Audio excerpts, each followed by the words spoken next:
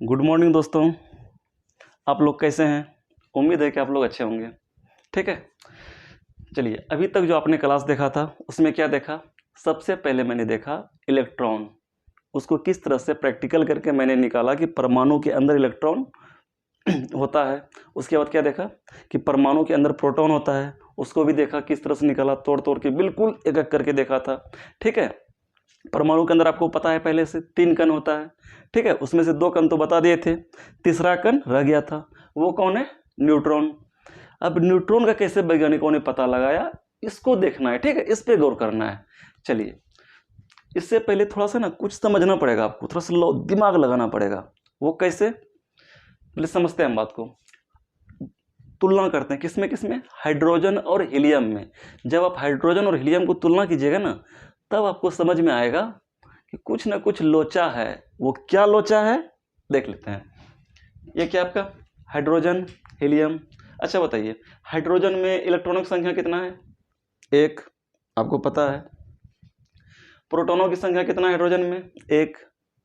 ठीक है, और हीलियम में कितना है प्रोटॉन की संख्या? 2, है ना। अब इसको थोड़ा सा इस पर एक एनालिसिस करते हैं। एनालिसिस मतलब तोड़ मरोड़ के इसको देखते हैं आखिर क्या है इसमें कहानी। अच्छा बताइए, इलेक्ट्रॉन का जो द्रव्यमान होता है, एक इलेक्ट्रॉन का कितना होता है पता है? लगभग 0 होता है। 0 तो नहीं होता है, लेकिन लगभग 0 इसलिए मानते हैं क्योंकि परमाणु के अंदर जो 2 कण पाए जाते हैं, 3 कण पाए जाते हैं। अभी तक मैं 2 ही पढ़ रखा हूं, अभी 2 को लेके मैं डिस्कस करूंगा। ठीक है, बात को समझिएगा। तो कौन कौन सा कण अभी डिस्कस करूंगा मैं? इलेक्ट्रॉन और प्रोटॉन को लेके।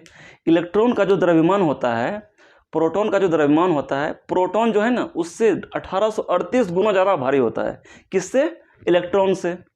अब आप ही बताइए, जो कण किसी भी कण से 1838 गुना भारी हो, 1838 का मतलब क्या हुआ? लगभग 2000 हुआ ना, लगभग 2000 गुना भारी हुआ। तो आप अंदाजा लगाइए कि कोई एक कण होगा 2000 केजी का, तो कोई दूसरा होगा 1 केजी का। कहाँ 2000 केजी? 2000 केजी समझते हैं?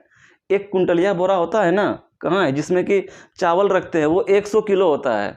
अब सोचिए उस तरह से कितना किलो होगा? 20 बोरा लेंगे तब जाके होगा मेरा 2000 किलो। और 1 किलो कितना सा होगा? चावल इतना सा होगा ना। एक कुंटलिया बोरा इतना बड़ा होगा, और उससे 20 गुना करेंगे तब 2000 किलो होगा ना। एक कुंटल में 100 केजी होता है ना। एक मैं कल्पना करके दिखा रहा हूँ आपको, तुलना करके कि आखिर 1 किलो और 2000 किलो में कितना अंतर है। ठीक है, इसका मतलब क्या हुआ? 2000 किलो के सामने जो 1 किलो हुआ, बहुत ही छोटा हुआ, बहुत कम हुआ ना, बहुत कम हुआ। इसका मतलब उसके सामने इसको 0 ही कहा जाए। पासंगो न आया। पासंग समझते हैं ना? नहीं समझते तो पता कर लीजिएगा पासंग क्या होता है। ठीक है, उसका पसंगो न आया, यानी कि बहुत कम मात्रा हुआ, इसलिए उसको हम उसके तुलना में 1 केजी भी मायने रखता है। क्योंकि आप 1 केजी का चावल बनाइएगा ना, आराम से 10 जने आराम से खाइएगा, 8 जने 10 जने घर में आराम से खाइएगा एक टाइम का भोजन। लेकिन अब 2000 से तुलना करेंगे तो क्या होगा? बहुत कम हो जाएगा। इसलिए उनकी तुलना में उसको क्या लगभग 0 ये मान लेते हैं, यानी कि उसका कोई वैल्यू नहीं देते। चल हट, समझे ना। अब किसी मान के चलिए आपके पास 2000 किलो चावल है, किसी के पास 1 किलो चावल है, तो क्या उसका वैल्यू देगा 2000 किलो? तो बोलेगा तो भाई तो बहुत बड़ा सेठ हूँ, बोलेगा ना। तो वही चीज़ है। तो वही यहाँ पर क्या कर रहे हैं हम, इलेक्ट्रॉन का जो द्रव्यमान होता है, प्रोटॉन की द्रव्यमान की तुलना में क्या मान लेते हैं? 0। तो अभी भी आप 0 मान के चलिए। अब जो भी आगे हम पढ़ेंगे, डिस्कस करेंगे, इलेक्ट्रॉन के द्रव्यमान को क्या मानेंगे? 0। लेकिन 0 होता नहीं है। हम 0 क्यों माने हैं वो समझा दिया आपको। यहाँ तक क्लियर? चलिए अब देखते हैं प्रोटॉन की संख्या। प्रोटॉन का द्रव्यमान तो होता है ना, मान लेते हैं होता है। ठीक है, अब बताइए, जब इलेक्ट्रॉन की संख्या कितना इसमें है? 1, उसमें 2, तो किसी परमाणु में, मान के चलिए हाइड्रोजन परमाणु में, ये क्या हुआ आपका? हाइड्रोजन परमाणु में क्या रहेगा? अभी हम मान लेते हैं कि हाइड्रोजन में 2 ही कण है। किसको किसको, कौन कौन सा कण है? इलेक्ट्रॉन और प्रोटॉन। ठीक है, और हीलियम भी 2 ही कण है। कौन कौन सा? इलेक्ट्रॉन और प्रोटॉन, 2 ही कण है। ठीक, अब बताइए, एक इलेक्ट्रॉन का द्रव्यमान कितना होगा? 0। इसका द्रव्यमान कितना हो गया? बराबर 0। अब प्रोटॉन की संख्या, अच्छा चलिए ठीक है, अपने हीलियम का देख लेते हैं। हीलियम में इलेक्ट्रॉन कितना होगा? 2 होता है, तो उसका भी द्रव्यमान क्या मानेंगे हम? 0। क्यों मानेंगे? पहले बता दिए कि इलेक्ट्रॉन का द्रव्यमान क्या होता है? 0 होता है। क्यों होता है, नहीं होता है, समझ में आ रहा होगा। ठीक है, चलिए अब देखिए क्या है प्रोटॉन की संख्या। आपको पता है कि प्रोटॉन का द्रव्यमान होता है ना, जो भी डिपेंड करेगा प्रोटॉन के द्रव्यमान पे ही डिपेंड करेगा। अच्छा आप बताइए प्रोटॉन का द्रव्यमान कितना होगा। प्रोटॉन का द्रव्यमान आपको बता रखा हूँ, जो भी होगा प्रोटॉन का ही द्रव्यमान होगा उसके अंदर। किसके अंदर? हाइड्रोजन परमाणु के अंदर। और हीलियम परमाणु के अंदर भी क्या होगा? हीलियम परमाणु के अंदर भी 2 प्रोटॉन है, इसका भी द्रव्यमान कुछ होगा ना। अच्छा बताइए आप, एक प्रोटॉन का द्रव्यमान कितना होता है? जो मैं बता रहा हूँ ना समझिएगा। एक प्रोटॉन का द्रव्यमान मैं आपको बताया था, प्रोटॉन का द्रव्यमान 1.67 गुना 10⁻⁻24 ग्राम बताया था। देखिए अभी इसको छोड़ दीजिए आप, अभी तो बस इतना समझ गए हम कि इलेक्ट्रॉन की द्रव्यमान क्या होता है? 0 होता है। क्यों होता है? क्योंकि प्रोटॉन की द्रव्यमान की तुलना में बहुत ही ज़्यादा कम होता है। ठीक है, इसलिए इसको हम क्या मान लिए? अभी टेम्पोरली 0 मान लिए। ठीक है, 0 हो गया इलेक्ट्रॉन की संख्या, तो हाइड्रोजन की इलेक्ट्रॉन की संख्या कितना? 0 ग्राम हो जाएगा। ये हीलियम भी क्या हो जाएगा? 0 ग्राम हो जाएगा। ठीक है, अब चलिए अब इसको थोड़ा सा दिमाग से थोड़ा के लिए साइड कर दीजिए। अब इधर आइए थोड़ा सा, इसमें क्या अब थोड़ा सा हम एक अलग से थोड़ा सा देख लेते हैं। एक प्रोटॉन का द्रव्यमान कितना होता है? 1.67 10⁻⁻24 ग्राम। ठीक है, अच्छा बताइए, आपको पता है मैं आपको बताया था कि हाइड्रोजन का द्रव्यमान होता है 1, होता है ना। हीलियम का होता है 2, क्या परमाणु द्रव्यमान। कार्बन का कितना होता है? 12 होता है परमाणु द्रव्यमान। ऑक्सीजन का कितना होता है? 16 होता है परमाणु द्रव्यमान। बताया था, याद है। वो परमाणु द्रव्यमान क्या होता है? जो एक परमाणु का द्रव्यमान होगा ग्राम में, बताया था ना। कार्बन परमाणु के 12वें भाग से भाग देते थे। ठीक है, जिसको क्या बोलते हैं? परमाणु द्रव्यमान इकाई से भाग देते थे। परमाणु द्रव्यमान इकाई को क्या बोलते हैं इंग्लिश में? शॉर्ट में AMU, एटॉमिक मास यूनिट बोलते थे ना। तो यानी कि 1 MU बराबर कितना होता है? 1 MU बराबर होता है आपका 1.66 गुना 10⁻⁻24 ग्राम। ठीक है, पहले मैं बता रखा हूँ अच्छी तरह से, इसको बहुत ही अच्छी तरह से बता रखा हूँ। जो रिवीजन करता होगा उसको अच्छी तरह से याद होगा, उसको अच्छा से क्लियर समझ में आ रहा होगा। ठीक है, लेकिन फिर भी मैं थोड़ा सा पीछे लेके जा रहा हूँ, बात को समझना है। जो रिवीजन नहीं किए हो तो अभी भी आप लोग से रिक्वेस्ट है कि यहाँ वीडियो देखना बंद कर दो और आप लोग जाओ पहले पीछे रिवीजन करके आओ। ठीक है, यदि क्लास समझ में नहीं आ रहा हो तो क्लास समझ में नहीं आएगा, इसका एक ही मतलब रहेगा कि आप लोग पीछे रिवीजन नहीं किए हो। रिवीजन किए हो तो ये आपको बहुत ही हल्का लग रहा होगा, इतना हल्का कि अंदाजा नहीं लगा सकते, बस आपको समझना है यहाँ पर। ठीक है, चलिए हम क्या करते थे? इन्हीं से भाग देते थे। किसको? जिसका भी परमाणु द्रव्यमान निकालना हो, जिस परमाणु का परमाणु द्रव्यमान निकालना हो। ठीक है, जैसे हमको सोडियम का निकालना हो तो क्या होता है? उसका एक परमाणु ले लिए, तराजू पे तौल लिए, जितना ग्राम हुआ उनको इनसे भाग दे दिए, तो क्या हो जाता था? 23 निकलता था। तो वो क्या हो गया? 23 MU बोलिए या खाली 23 बोलिए। ठीक है, तो वो क्या हो गया? आपका परमाणु द्रव्यमान हो गया। किसका? सोडियम का। यहां तक बात समझ गए? इसी से तुलना करते थे ना। अब एक बार हम तुलना करते हैं, किससे? प्रोटॉन से तुलना करके देखते हैं। ठीक है, कि आखिर प्रोटॉन जो है इनसे कितना गुना भारी है। तुलना का मतलब क्या है? किसी से भाग देते हैं, यही देखते हैं ना कितना गुना भारी है। हाइड्रोजन का जो एक परमाणु है इनसे कितना गुना भारी है, इसके लिए क्या करते थे? भाग देते थे। उसी तरह से प्रोटॉन का देखते हैं, इसमें इससे भाग देते हैं। किससे? 1 MU से। तो ये भी क्या निकल जाएगा? तुलनात्मक द्रव्यमान निकल जाएगा। निकलेगा ना। अब आप ही बताओ, इसको भाग देंगे तो लगभग आप यहाँ पर थोड़ा सा देखिए, यहाँ भी 1, यहाँ भी 1, यहाँ भी 6, यहाँ भी 6, यहाँ 7 है तो यहाँ 6 है, माइनर अंतर है। ठीक है, यहाँ क्या है? 10⁻⁻24, यहाँ भी क्या है? 10⁻⁻24। यदि हम भाग देते हैं तो लगभग 1 निकल जाएगा, 1 के बराबर निकलेगा ना। तो ये क्या हो गया? प्रोटॉन का द्रव्यमान हो गया। कौन सा? तुलनात्मक द्रव्यमान। ठीक है, बात को समझना है। इसी से तुलना करके दिए थे ना, भाग करके। क्या निकला? 1 निकला। यहाँ पे इसको 1 MU भी बोल सकते हैं। अच्छा आप बताइए, पिछली क्लास में बता रखा था, अभी भी बता रहा हूं मैं। ठीक है, हाइड्रोजन का जो परमाणु द्रव्यमान होता है कितना होता है? 1। और प्रोटॉन का जब मैं परमाणु द्रव्यमान निकाला उसका भी कितना निकला? प्रोटॉन का द्रव्यमान का परमाणु द्रव्यमान नहीं कहेंगे, प्रोटॉन का द्रव्यमान कहेंगे। प्रोटॉन परमाणु थोड़े ही है, बात समझ रहे हैं ना। जब उससे तुलना करके निकाले कितना निकला? 1 MU निकला। हाइड्रोजन का भी 1 ही होता है। ऐसा क्यों भाई? क्योंकि हाइड्रोजन के अंदर 1 प्रोटॉन है और 1 इलेक्ट्रॉन है। आपको पता है इलेक्ट्रॉन का द्रव्यमान क्या होता है, लगभग 0 के बराबर होता है, उसका उतना वैल्यू है ही नहीं, क्योंकि वो बहुत हल्का होता है, किसके तुलना में, प्रोटॉन की तुलना में। तो हाइड्रोजन का जो द्रव्यमान निर्भर करता है किसके ऊपर, प्रोटॉन के ऊपर, एक प्रोटॉन के ऊपर, क्योंकि एक ही प्रोटॉन है ना, इसलिए एक प्रोटॉन का जो द्रव्यमान होगा, और क्या बोलते हैं, हाइड्रोजन का एक परमाणु का द्रव्यमान लगभग बराबर होगा। और एक बात याद रखिएगा, हम जहां जहां लगभग बोलते हैं ना, तो लगभग का मतलब होता है कि बिल्कुल ही बराबर, ठीक है, यहां पर बिल्कुल ही बराबर लेके चलेंगे, लेकिन होता लगभग बराबर है। लगभग बराबर का मतलब हुआ कि कोई 1.005 है तो कोई 1.003 है, तो क्या हो गया, तो 0.003 मतलब क्या, हजारवां भाग हो गया, तो वो क्या हो गया, इसलिए उसको लगभग बराबर बोल के बराबर ही कर देते हैं। तो कहने का मतलब क्या हुआ, और आपको पता है कि हाइड्रोजन का जो परमाणु द्रव्यमान होता है उसका भी 1.67 कुछ ना कुछ आगे करके (10⁻24 ग्राम होता है। प्रोटॉन का भी वही होता है। क्यों, क्योंकि प्रोटॉन ही उस पर पूरा डिपेंड करता है, हाइड्रोजन का परमाणु द्रव्यमान प्रोटॉन के ऊपर ही।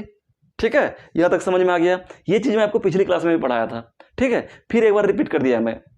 चलिए, यदि आपको यहाँ तक समझ में आ गया तो इसका मतलब है कि जितना भी परमाणु है उसके अंदर प्रोटॉन है ना, किसी में 1 है, किसी में 2 है, किसी में 3 है, तो उसका जो द्रव्यमान होगा प्रोटॉन का पूरे परमाणु के द्रव्यमान के बराबर होना चाहिए ना, होना चाहिए। ठीक है, अब देखिए ये क्या है, हाइड्रोजन में कितना प्रोटॉन है, 1, इसका परमाणु द्रव्यमान कितना होगा, 1 AMU होगा ना, और होता भी है, हाइड्रोजन का जो परमाणु द्रव्यमान 1 AMU होता है ना। ठीक है, अब हीलियम में आते हैं, इसमें कितना प्रोटॉन होता है, हीलियम में आपको पता है 2 होता है ना। ठीक है, तो इसमें भी कितना होना चाहिए, 2 AMU, क्योंकि एक प्रोटॉन का द्रव्यमान जब भाग देके निकाला था कितना निकला था, 1 AMU निकला था ना। तो अभी यहाँ 2 प्रोटॉन है, देखिए ना प्रोटॉन की संख्या, हीलियम में 2 प्रोटॉन होता है तो 2 AMU। तो इसका मतलब क्या है, हीलियम का जो परमाणु द्रव्यमान है 2 AMU होना चाहिए और हाइड्रोजन का 1 AMU। हाइड्रोजन में 1 AMU है भी और हीलियम का 2 AMU होना चाहिए। लेकिन जब हम पूरे के पूरे हीलियम को लेके एक परमाणु को तराजू पे तोलते हैं, उसको तोड़ के नहीं, पहले तोड़े थे ना इसका प्रोटॉन में, तब उसका निकाले थे 2 AMU आया था। लेकिन हम अब क्या करते हैं, एक हीलियम लेते हैं, ठीक है, उसको जो है ना एक हीलियम का परमाणु लेते हैं, उसी के अंदर इलेक्ट्रॉन प्रोटॉन सब रहता है, उसको तराजुआ पे तोल लेते हैं, उसके बाद हम इससे भाग देते हैं, किससे, 1 AMU से। तो कितना निकलता है आपको पता है, बताया भी हूं, कितना आता है, 4 आता है। गियर यहीं फंसता है, कितना आता है, 4 AMU। बात समझ में आई। अब सबसे बड़ी बात लोचा यहाँ आया, ये किसने किया था, रदरफोर्ड ने प्रैक्टिकल करके देखा था, ठीक है, उन्होंने ही दिमाग लगाया था। अब रदरफोर्ड को लगा कि वो समझ में नहीं आ रहा है यार, जब पूरे करके निकालते हैं तो 4 AMU निकलता है, जबकि उसमें 2 ही प्रोटॉन है तो 2 AMU होना चाहिए। ठीक है, लगा कुछ ना कुछ लोचा है, उस लोचे को दिखाने के लिए बोला रदरफोर्ड ने, नहीं पक्का ना 100%, इस दोनों कण के अलावा, इलेक्ट्रॉन प्रोटॉन के अलावा कोई तीसरा कण जरूर है, जिसकी वजह से इसका वेट क्या हो रहा है, दुगुना कर दे रहा है, नहीं कर दे रहा है। होना चाहिए 4, नहीं होना चाहिए। अगर यदि प्रोटॉन के अनुसार देखा जाए तो 2 होना चाहिए, लेकिन जब रियल में निकालते हैं तो कितना निकलता है, 4, तो लगभग दुगुना होता है ना। तब लगा कि नहीं, इसके अंदर जो दुगुना हुआ इसका मतलब क्या है, प्रोटॉन का 2 AMU होना चाहिए, तो दूसरा भी कितना आ रहा है, 4 है, तो इसका मतलब क्या, जो दूसरा कण है जिसके विषय में पता नहीं है वो भी कितना आ रहा है, 2 AMU आ रहा है ना। इसका मतलब उनको समझ में आ गया कि उसके अंदर कोई ना कोई कण है। रदरफोर्ड को यहीं तक पता लगा पाया कि उसके अंदर कोई ना कोई कण है, लेकिन उन्होंने प्रैक्टिकल करके नहीं दिखा पाया। किसने, रदरफोर्ड ने। ठीक है, बात को ध्यान में रखिएगा, ऐसा ना बोल दीजिएगा न्यूटन का खोज किसने किया था, तो इन्हें बोल दीजिएगा कि रदरफोर्ड ने किया था। रदरफोर्ड ने बस अनुमान लगाया था कोई ना कोई कण है। यदि आपको क्वेश्चन आ जाए कि किसने अनुमान लगाया था कि इलेक्ट्रॉन और प्रोटॉन के अलावा परमाणु के अंदर कोई तीसरा कण भी है, किसने अनुमान लगाया था, रदरफोर्ड ने। लेकिन जब खोजने की बारी आएगी तो आगे बताऊंगा। ठीक है, तो यहां तक समझ में आ गया। चलिए, यहां तक बिल्कुल क्लियर। ठीक है, इसका मतलब कोई तीसरा कण है। तब देखिए क्या हुआ, 1932 में जेम्स चैडविक ने बेरिलियम धातु पर एल्फा कणों से आघात कराकर, एल्फा कण क्या होता है, जो रेडियो सक्रिय पदार्थ होता है ना, जब उसका क्षय होता है तो उससे 3 तरह के कण निकलते हैं, अल्फा बीटा गामा। 3 तरह का कण निकलता था, उसमें से किसी का नाम अल्फा रख दिया, किसी का बीटा, किसी का गामा। जब रेडियो सक्रिय पदार्थ पढ़ेंगे ना तब अच्छी तरह से डिटेल से बताऊंगा, ठीक है। बस इतना ही जानना है कि उसमें 3 निकलता है, उसमें से क्या होता है कि अल्फा कण होता है। अल्फा कण जो होता है, बात को समझिएगा, डिटेल्स नोट करके लिख लीजिए, नहीं तो इंपॉर्टेंट है। अल्फा कण पे है ना धन आवेश होता है। क्या होता है? धन आवेश होता है। कितना? +2 आवेश होता है। +2 आवेश का मतलब क्या हुआ? इस पे प्रोटॉन रहता है, बस क्या रहता है? प्रोटॉन रहता है। और इसका द्रव्यमान कितना होता है? इसका द्रव्यमान अल्फा कण का 4 होता है। कितना होता है? 4 होता है। अब बताइए, उसमें धन आवेश 2 है, +2 मतलब 2 प्रोटॉन, और यहाँ परमाणु द्रव्यमान कितना हो रहा है? 4। इसका मतलब उसमें और कुछ है। क्या है वो? इलेक्ट्रॉन होता नहीं। इलेक्ट्रॉन रहेगा तो इस पर प्लस आवेश, धन आवेश रहेगा ही नहीं, रहेगा तो दोनों न्यूट्रल हो जाएगा। इस पे इलेक्ट्रॉन नहीं होता, बस प्रोटॉन होता है। और जो दूसरा कण होता है वो क्या होता है? न्यूट्रॉन होता है, ठीक है। अभी चैडविक को पता नहीं चला है, लेकिन आप लोग एडवांस में पढ़ रहे हैं, आप लोग तो सब पहले पढ़ चुके हैं, इसलिए आप लोग को पहले पता है, ठीक है। तो इसका मतलब क्या? उसमें न्यूट्रॉन है। कितना न्यूट्रॉन है? 2 न्यूट्रॉन है, तभी तो 2 न्यूट्रॉन और 2 प्रोटॉन, कितना हो गया? 4। तो उसका परमाणु द्रव्यमान कितना हो गया? 4 होता है। बात समझ में आई? किसका? अल्फा कण का। तो कहने का मतलब क्या हुआ कि हीलियम का भी परमाणु द्रव्यमान कितना होता है? 4 होता है ना। जो हीलियम का नाभिक है, क्या? हीलियम का नाभिक वो अल्फा कण के द्रव्यमान के क्या होता है? बराबर होता है, ठीक है। अल्फा जो हीलियम का नाभिक का जो द्रव्यमान होता है और अल्फा कण के जो नाभिक, अल्फा कण का नाभिक नहीं होता है, अल्फा कण का जो द्रव्यमान होता है, क्या दोनों बराबर होता है। इसको आप लिख लीजिए नोट में, ठीक है। चलिए, तो क्या 1932 में जेम्स चैडविक ने बेरिलियम धातु पर अल्फा कणों से आघात कराकर, ठीक है, बेरिलियम धातु है, बताया आपको बेरिलियम धातु, उस पर क्या क्या अल्फा कणों से आघात कराया, जैसे कि नहीं कराए थे अभी पीछे रदरफोर्ड ने जो कराया था, उस तरह से किसने कराया? जेम्स चैडविक ने। किस पर? बेरिलियम धातु पर। जब आघात कराकर इन उदासीन कणों का पता लगाया। इसका बहुत लंबा और जटिल प्रैक्टिकल है, इसलिए उतना नहीं समझना है, बस इतना इंपॉर्टेंट बात है कि बेरिलियम धातु पर उन्होंने आघात कराया, उसके बाद कैसे कैसे उसके अंदर चला, इतना कुछ ज़्यादा ही जटिल है, ठीक है। हमको उससे मतलब नहीं है, ये आउट ऑफ सिलेबस है, ठीक है। बस तो हम लोग को बस ये जानना है कि आखिर थोड़ा बहुत तो नॉलेज होना चाहिए ना, समझ में आना चाहिए ना कैसे किया है। जब उन्होंने किया तो इन उदासीन कणों का पता लगाया, ठीक है। इन कणों की विद्युत उदासीनता के कारण, चलिए ठीक है, इसको छोड़िए, अब इसको पहले देख लेते हैं। इससे रदरफोर्ड ने यह निष्कर्ष निकाला कि जब इन्होंने देखा पूरे सिस्टम को, निकाला कि परमाणु में अवश्य ही कोई उदासीन कण विद्यमान होना चाहिए। अब उदासीन कण ही क्यों बोल रहा है बताइए तो? क्योंकि परमाणु क्या है? यदि पूरी परमाणु लिया जाए तो विद्युता वो उदासीन है। क्यों? कि परमाणु के अंदर इलेक्ट्रॉन की संख्या प्रोटॉन की संख्या बराबर होता है, और इलेक्ट्रॉन पे ऋण आवेश, प्रोटॉन पे धन आवेश, दोनों बराबर होने की वजह से, और जो आवेश होता है दोनों पे परिमाण बराबर होता है, लेकिन क्या होता है? बस अपोजिट होता है। दोनों बराबर होने की वजह से क्या होता है? परमाणु विद्युता उदासीन हो जाता है। जब देखा परमाणु विद्युता उदासीन ही है, तो उसमें इलेक्ट्रॉन पता चल गया, प्रोटॉन पता चल गया, उसके अलावा कोई आवेश हमको नजर नहीं आ रहा, तो जो तीसरा कण है, तीसरा कण भी क्या होगा? विद्युता उदासीन ही होगा, उस पर कोई चार्ज नहीं होगा, ठीक है, उस पर आवेश वाला कोई गुण नहीं होगा। तो वही उन्होंने कहा कि इन्होंने रदरफोर्ड ने निकाला कि परमाणु में अवश्य ही कोई उदासीन कण विद्यमान होना चाहिए, जिसका द्रव्यमान, देखिए यहां बात समझिएगा, जिसका द्रव्यमान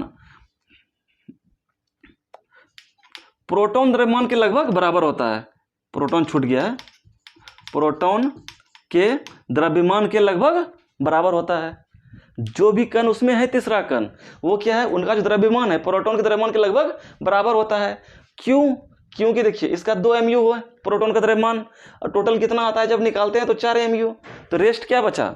जो अज्ञात कण है, अज्ञात कण, उसका नाम अभी नहीं रखे हम, ठीक है, अज्ञात कण बोल देते हैं। 4 mu टोटल था, माइनस 2 mu प्रोटॉन का है वजन, तो कितना? 2 ही mu बचा ना। तो इसका मतलब क्या है कि उसमें जो अज्ञात कण है उसका द्रव्यमान कितना है? 2 mu। बात समझ में आया?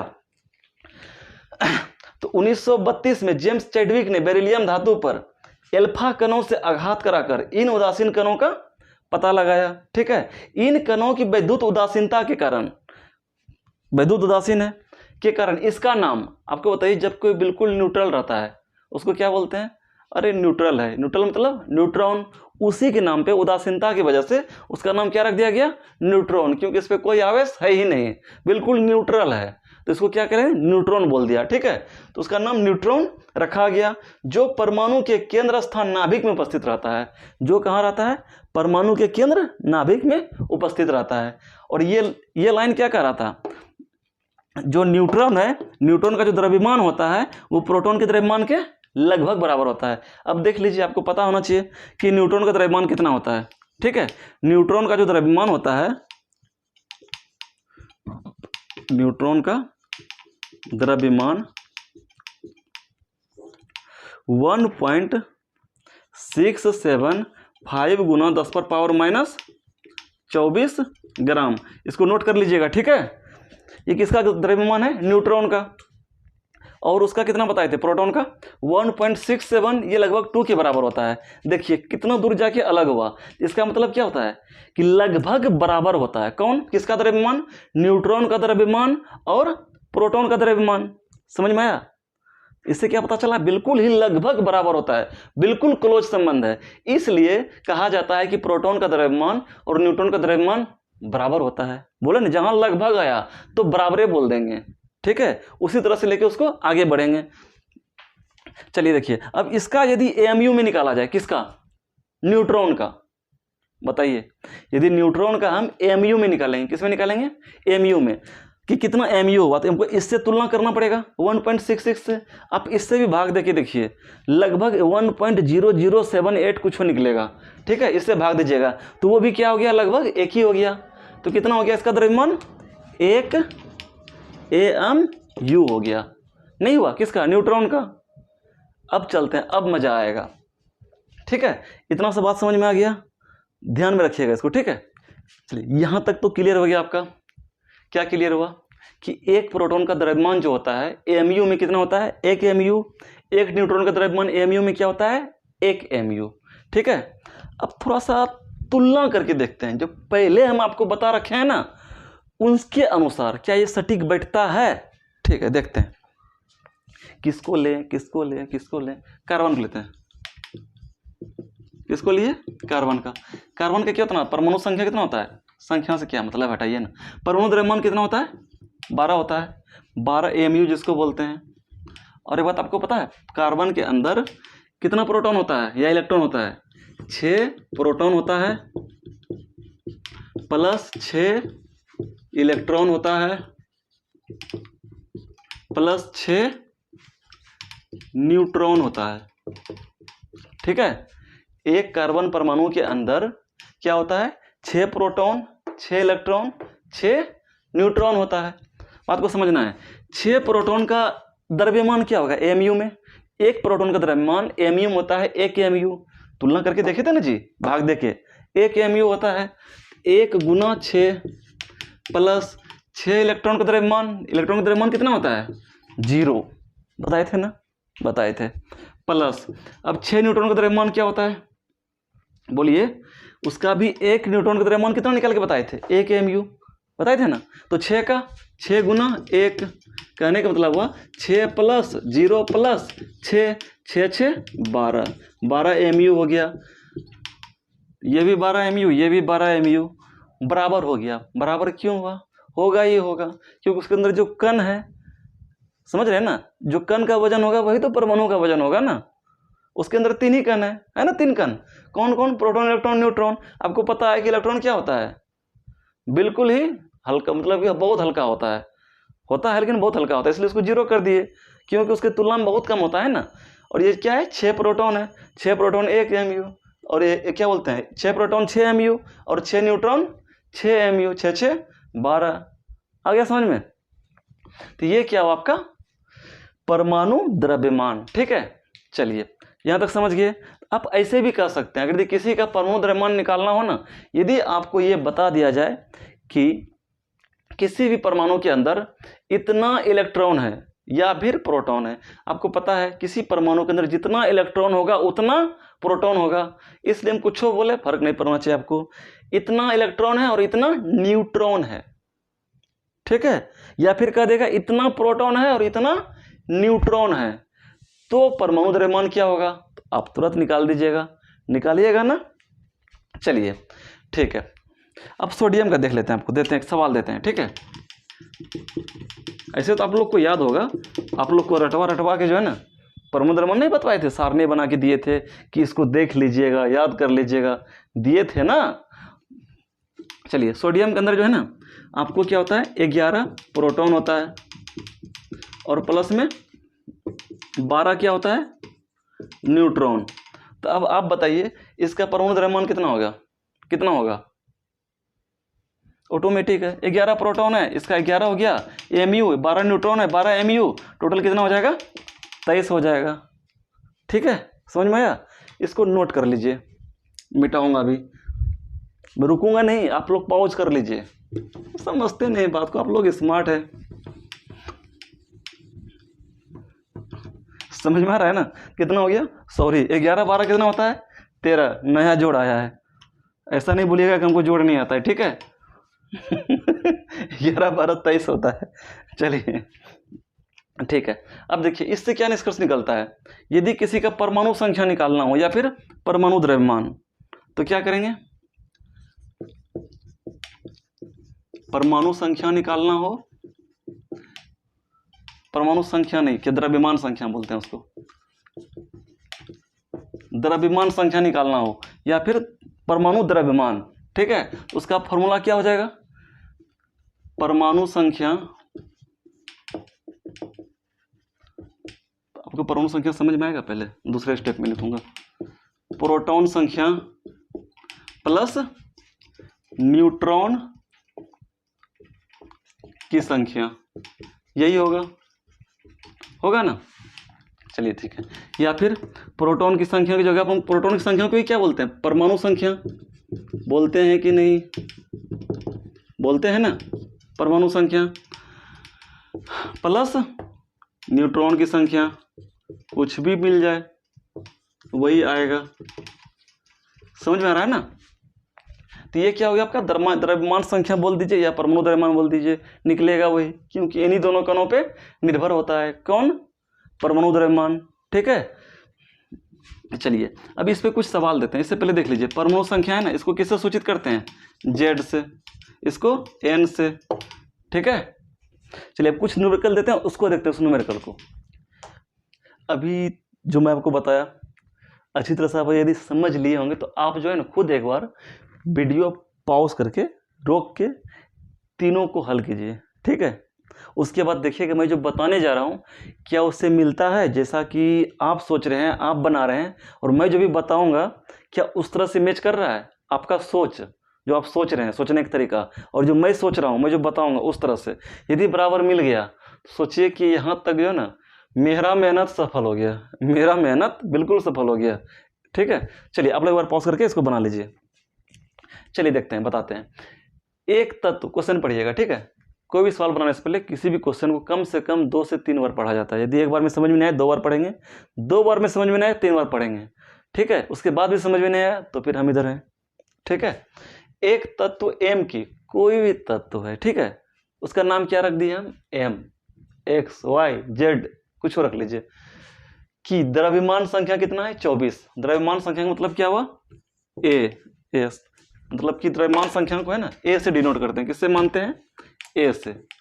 A कितना है, 24। जैसे नहीं बताए थे परमाणु संख्या को Z से सूचित करते हैं, द्रव्यमान संख्या को किससे सूचित करते हैं, A से। लिख देते हैं द्रव्यमान संख्या, द्रव्यमान संख्या बोलिए, परमाणु द्रव्यमान बोलिए, एक ही चीज है, ठीक है, ज्यादा टेंशन नहीं लेना है। A हो गया, A बराबर 24 है, और परमाणु संख्या कितना है, 12 है। परमाणु संख्या मतलब क्या हो गया, Z, यही बताए थे ना, 12 है। तो इस तत्व के एक परमाणु में कितने न्यूट्रॉन है, जो ये तत्व है M, इसके एक तत्व में कितना न्यूट्रॉन है, न्यूट्रॉन मतलब N निकालना है हमको। N बराबर व्हाट, आपको क्या बताए थे अभी, A बराबर होता है परमाणु द्रव्यमान बराबर Z प्लस N, ठीक है। परमाणु संख्या प्लस न्यूट्रॉन की संख्या, परमाणु संख्या मतलब क्या हुआ, प्रोटॉन की संख्या, वही हुआ ना, उन्हीं दोनों पे डिपेंड करता है। परमाणु संख्या भी लिख सकते हैं। A कितना है आपका, A आपका है 24, Z कितना है 12 प्लस n। आपको पता है कि 12 को इधर लाएंगे क्या होगा, माइनस में आएगा, तो n बराबर 24 माइनस 12 कितना हो गया, 12 हो गया। क्या संख्या, किसका, न्यूट्रॉन का, न्यूट्रॉन की संख्या। समझ में आया? आपका भी यही आंसर आया होगा ना? यदि आया होगा तो बहुत बहुत अच्छा, बहुत बढ़िया।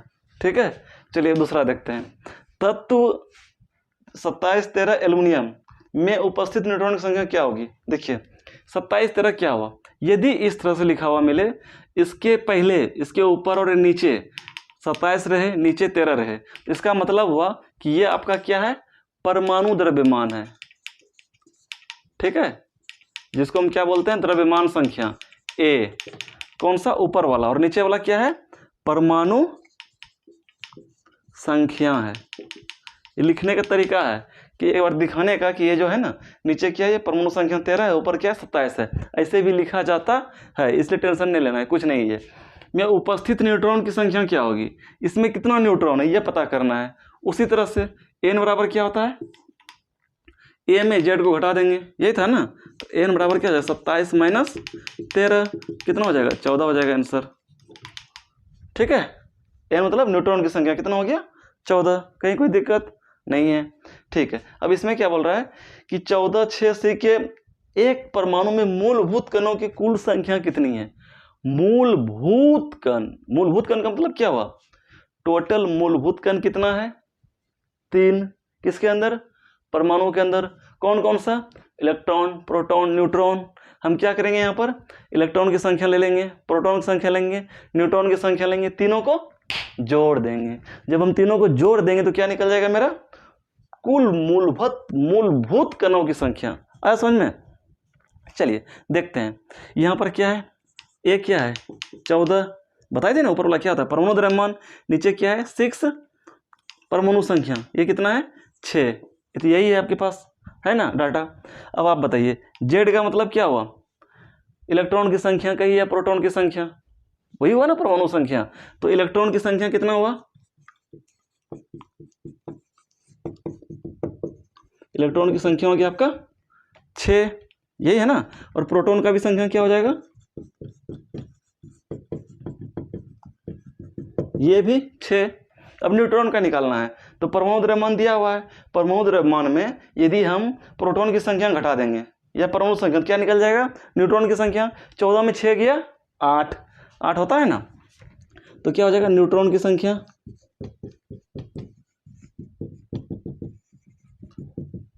8 हो जाएगा, नहीं होगा ऐसे, नहीं तो आप ऐसे भी लिख सकते हैं, 14 माइनस 6 बराबर 8। समझ में आया यहाँ तक? अब चलिए देखिए, अब देखते हैं कुल मूलभूत कणों की संख्या। कुल मूलभूत, मूलभूत मतलब जो कि मूल कण उसमें पाया जाता है, मूलभूत कणों की संख्या कितना हो जाएगा, तीनों को जोड़ेंगे, 6 6 और 8, 6 प्लस 6 प्लस 8 कितना हो जाएगा 20। यानी कि आंसर आपका क्या हो गया 20। यानी कि इसके अंदर टोटल मूलभूत कणों की संख्या कितना है 20। हल्का सवाल था ना, ये हल्का क्यों था, आप यहाँ तक अच्छी तरह से समझ पा रहे हैं तभी हल्का है। यदि आप इसको नहीं समझते अच्छी तरह से तो ये आपको बहुत ही ज़्यादा भारी लगता है। ठीक है, इसको भारी नहीं लगने देना, इसको क्या लगने देना है, हल्का लगने देना है।